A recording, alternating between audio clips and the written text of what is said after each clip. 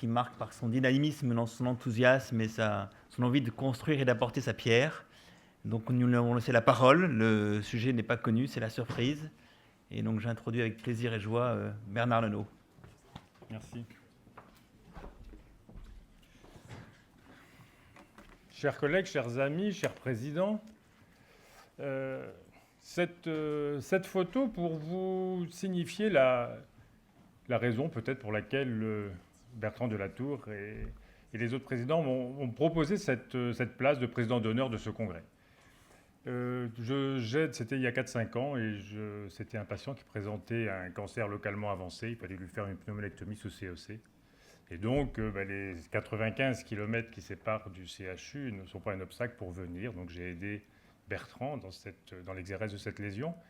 Et c'est la preuve que le CHU de Rennes les portes sont grandes ouvertes pour nous. C'est que derrière ces liens professionnels, il y a des liens amicaux, il y a des choses qui se tissent.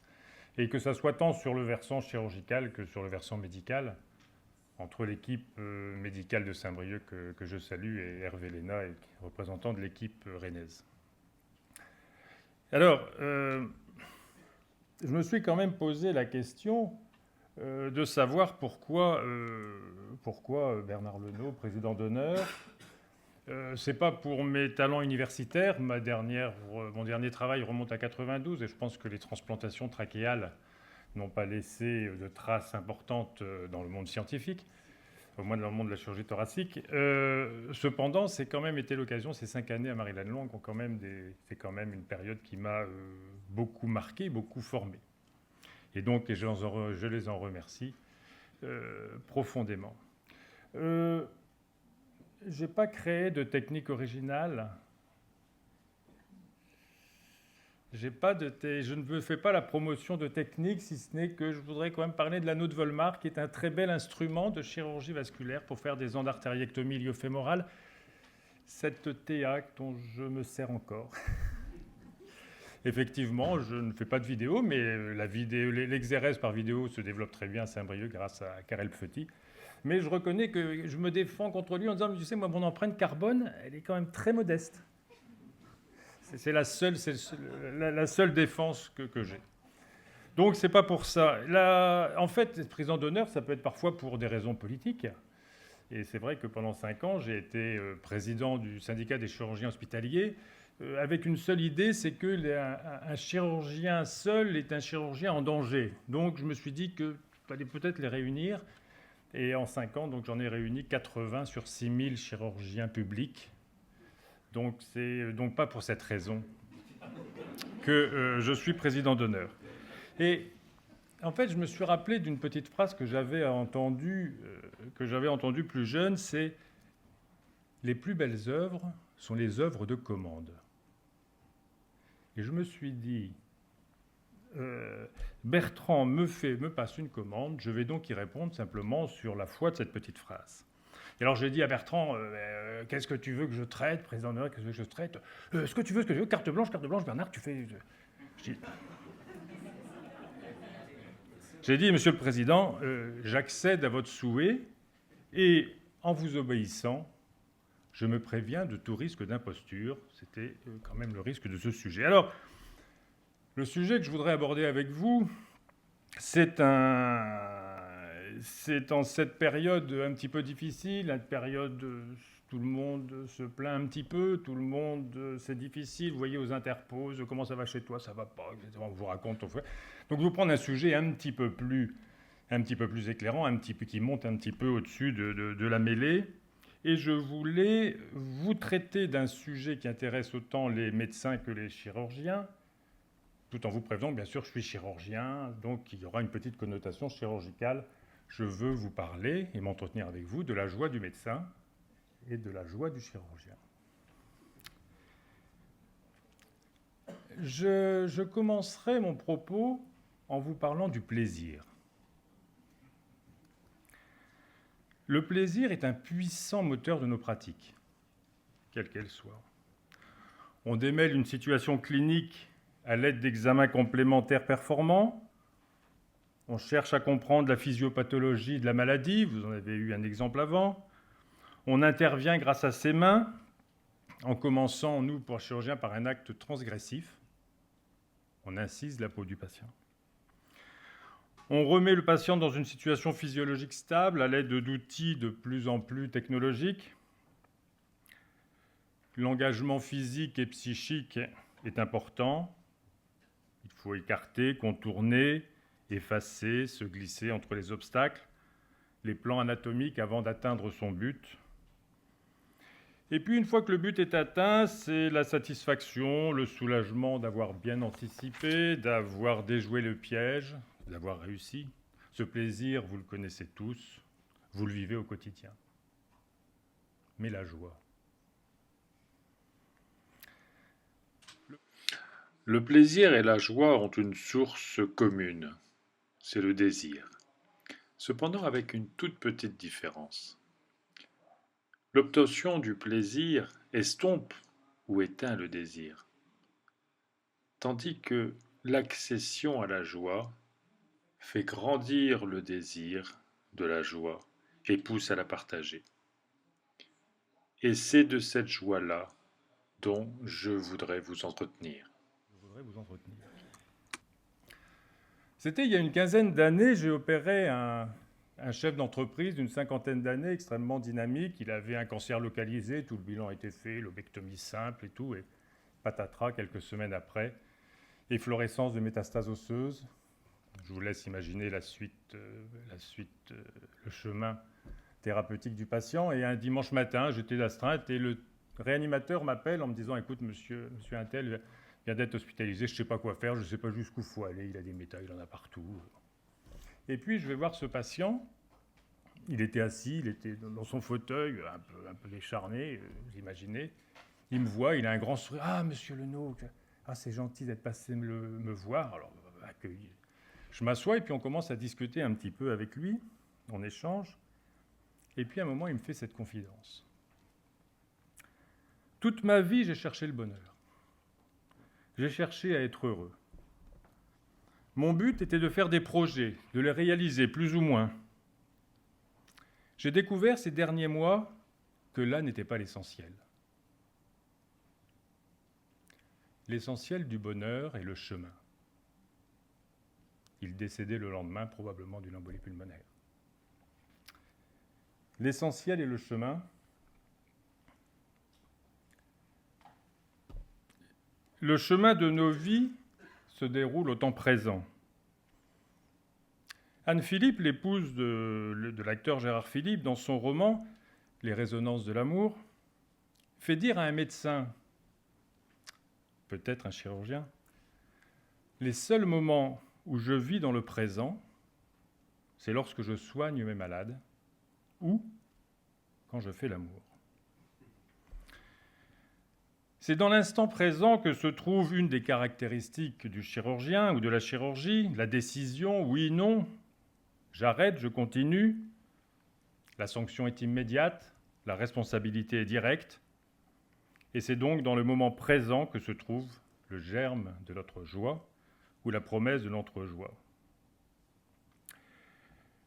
L'essentiel est le chemin, disait ce patient, et dans notre chemin professionnel, nous sommes accompagnés par de multiples collègues. Au début, nous avons été accompagnés par nos aînés et régulièrement, lorsque nous opérons devant telle ou telle situation, nous réentendons leurs commentaires qui les fait revenir à nos côtés. Parfois, ce sont des jeux de mots, parfois, ce sont des calembours, mais quand nous opérons, nous ne sommes pas seuls à tenir le bistouri. Même pour ceux qui défrichent la chirurgie, les très grands que j'ai connus, je veux parler des Carpentier, des Dartevel, ou des plus discrets, des Frédéric Gigou de Meaux ou des Pierre Gory de Saint-Brieuc, nous sommes tous pareils. La chirurgie est un héritage qui nous a été transmis. Le reconnaître est apaisant, rassurant. On s'inscrit dans une lignée, on s'inscrit dans une école. C'est quelques réflexions pour justifier l'importance de cheminer, de travailler et de raisonner en équipe. Et je dirais, suite à mon expérience syndicale, attention à l'individualisme chirurgical. Un chirurgien qui s'isole, un chirurgien qui s'exclut est un chirurgien en danger. Et possiblement un chirurgien dangereux. Puis, sur notre chemin, nous sommes ensuite accompagnés à notre tour par des internes. Là, c'est une des équipes de semestre. Alors, je veux les nommer. Il y a Damien Chaste, il y a Fanny Desbrousse, il y a Geneviève Boudry, il y a Christophe Robin, notre référent vasculaire.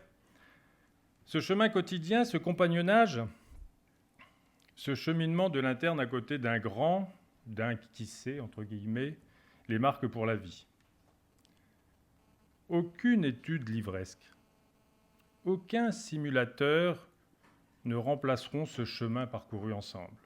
Ces échanges quotidiens, ces partages en salle d'opération ou en consultation. Et si nos parcours professionnels ont été difficiles, soyons préservés de ne pas tomber dans le travers du syndrome des enfants battus, si bien décrit par Emmanuel Lansac, chirurgien cardiaque de l'IMM. « J'y suis passé, tu vas y passer également. La meilleure preuve, j'y suis arrivé. »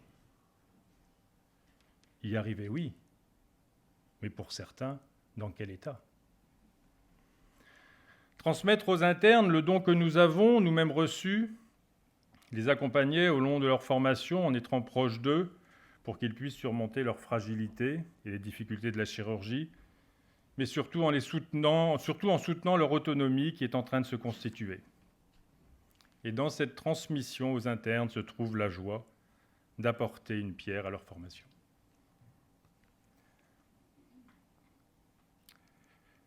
Donc la première condition de la joie est de vivre le chemin et de le vivre au quotidien, chaque jour.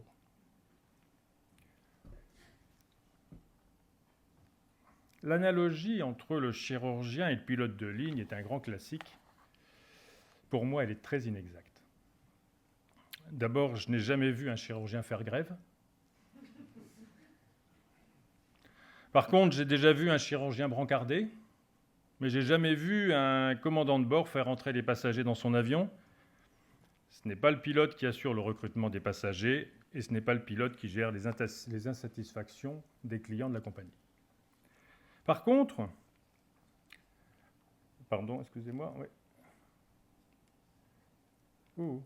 Par contre, je trouve pour ma part une analogie entre un guide de haute montagne et le chirurgien.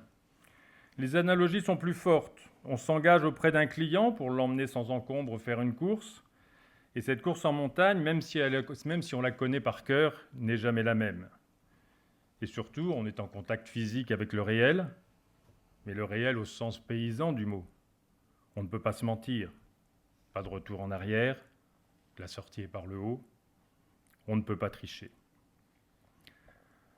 Le réel, la réalité, le vrai, la vérité, elle est au cœur de nos actes chirurgicaux. Une mauvaise appréciation de l'extension de la maladie, une mauvaise voie d'abord, une mauvaise exposition, l'absence d'anticipation, et vous le payez séance tenante, enfin le patient le paye séance tenante. Il y a une autre vérité qui est parfois négligée par les chirurgiens, et cette vérité m'a été révélée par Marie-Christine Pouchel.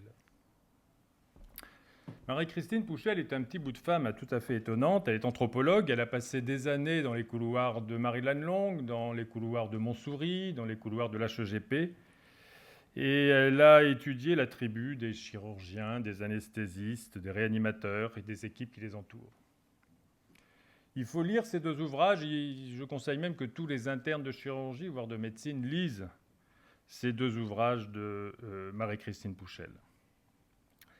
La vérité qu'elle m'a dévoilée, on peut en discuter, mais la vérité qu'elle m'a dévoilée est que la chirurgie est un acte transgressif.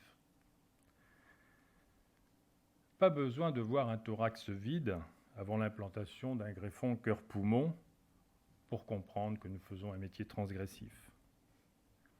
Cela commence très tôt. Cela commence par l'incision de la peau. Et c'est pour moi l'incision de la peau qui définit l'acte chirurgical.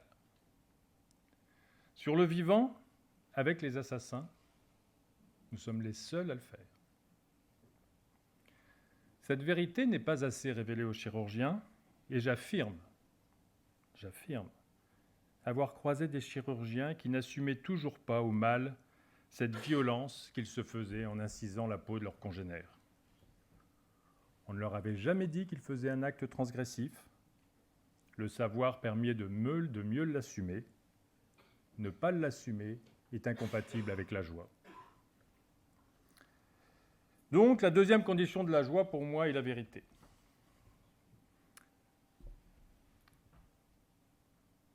Quand elle m'a donné le titre de son livre, je lui ai dit « Mais attends, tu vas terminer au fond de la rade de Brest, les deux pieds coulés dans le béton ?»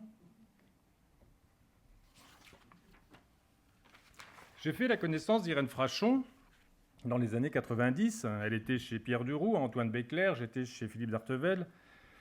Elle était connue de tout le monde et irradiée d'une saine passion pour son boulot et les patients. Elle est venue ensuite à Brest et à l'origine de son charisme, à la racine de son combat qu'elle mène depuis 10 ans, il y a un respect sacré pour la vie. Moi aussi, j'ai un respect sacré pour la vie. Mais aurais-je eu le cran de porter si loin et de façon si radicale ce respect ? Et pourtant, l'accession à la joie du médecin, du chirurgien, passe par ce respect intégral pour la vie et la reconnaissance du caractère sacré des patients, corps et âme compris. L'oublier en particulier dans les enchaînements grisants de la recherche médicale, dans les enchaînements d'optimisation des hospitalisations de patients, dans les engrenages de la logique financière, l'oublier peut conduire sur des chemins contraires au but de soigner. À la même époque, j'ai croisé dans ma vie professionnelle et amicale un garçon extrêmement brillant. Il s'appelait Paolo Macchiarini. Il a glissé par je ne sais quelle déviance perverse dans l'imposture chirurgicale et scientifique extrême. Mythomane, il a berné l'esprit critique de plusieurs universités européennes et des plus illustres. Pour moi, seul le déni du caractère sacré du patient peut permettre une telle dérive. À l'autre extrémité, Irène Frachon. Merci à Irène. Donc, la troisième condition de la joie, c'est de considérer que la vie est sacrée. 3 repères: vivre pleinement le temps présent de notre chemin, vivre en vérité, respecter la vie. Bon, maintenant, qu'est-ce qu'on fait ? C'est une des photos que je chéris particulièrement. Je l'ai prise, il est 1h du matin dans le bloc opératoire de Saint-Brieuc. C'est au cours d'un prélèvement multi-organes. Le senior bordelais aide son co-opérateur, celui qui opère avec lui, c'est-à-dire il aide l'interne à effectuer le prélèvement du cœur. Cette photo symbolise pour moi les valeurs de la pratique chirurgicale et médicale. Première, transmettre. Transmettre est son synonyme partagé. Le chirurgien, le médecin se doivent de transmettre à leurs internes, mais aussi à leurs équipes, aux professionnels de santé. Et pour moi, les directeurs et les administratifs sont des professionnels de santé. Nous avons à transmettre ce qui est à la racine de notre engagement. S'il n'y a pas de partage, s'il n'y a pas de notre côté le souci et l'attention au travail des membres de notre équipe, on s'expose à l'incompréhension entre les soignants, administration et médecins compris. Deuxième verbe, servir.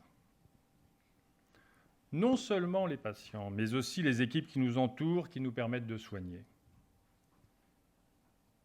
Messieurs les professeurs, messieurs les chirurgiens, messieurs les médecins, plus on monte en responsabilité, plus on monte en autorité, plus on est au service des gens qui travaillent pour nous, et non l'inverse.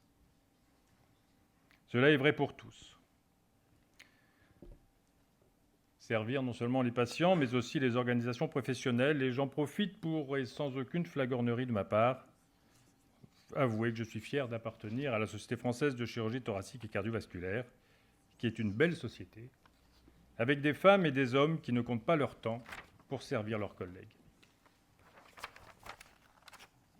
Troisième verbe, se donner. Dans le métier de chirurgien, il y a un niveau de prise en charge des patients où il faut s'oublier. ne plus réfléchir, se donner entièrement à ce que l'on fait.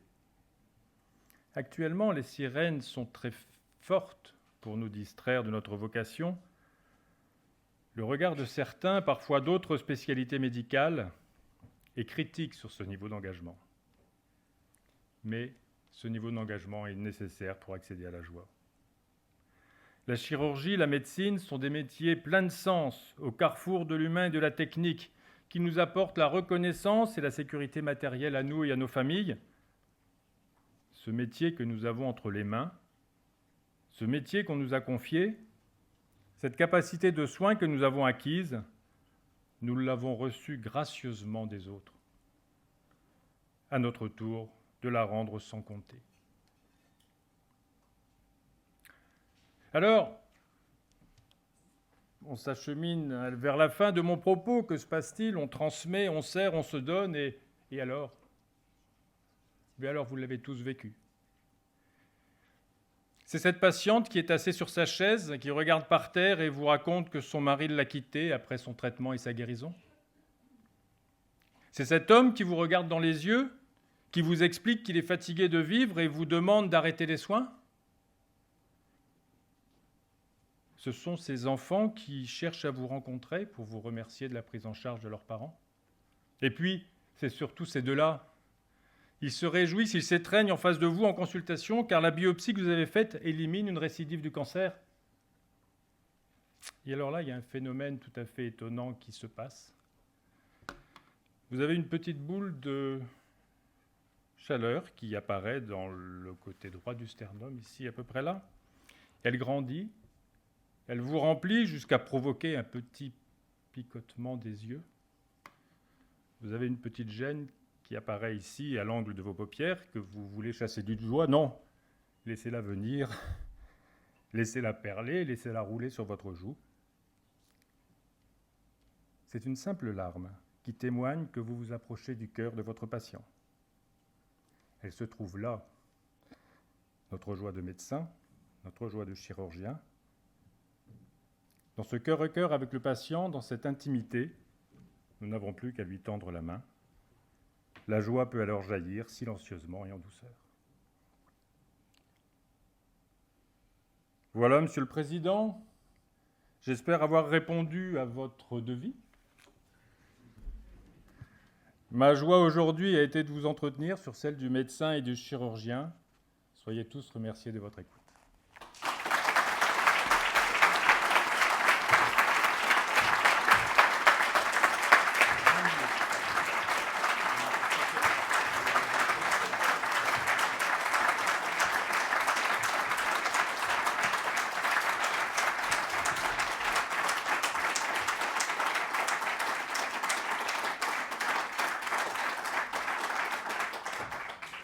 Ces applaudissements sont largement mérités.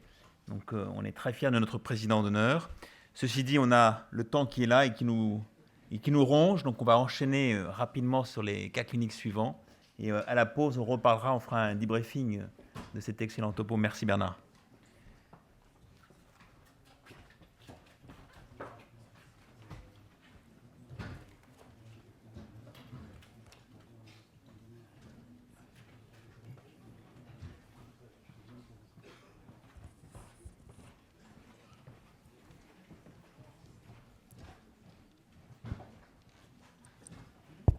Merci Bernard. On va rester dans la médecine, dans la prise en charge des patients et dans la réflexion.